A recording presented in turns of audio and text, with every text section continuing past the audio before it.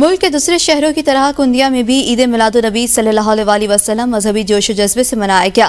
جماعت الحسنت کی تمام جماعتوں کی جانب سے شہر بھر سے جلوس نکالے گئے۔ مزید جانیں گے اس رپورٹ میں۔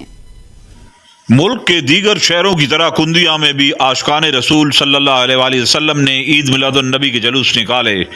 شہر بھر سے نکلنے والے جلوسوں نے قریشی چوک پر جمع ہو کر ایک بڑے جلوس کی شکل اختیار کر لی، جس میں ہزاروں کی تعداد میں شہریوں اور علماء کرام نے شرکت کی۔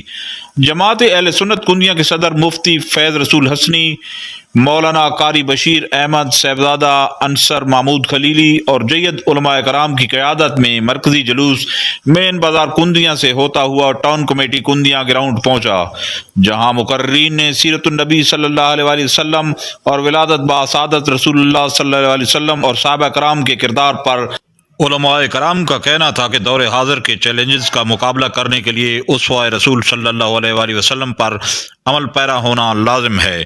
امیر اکبر کلیار، ABN نیوز، کندیا میاں والی۔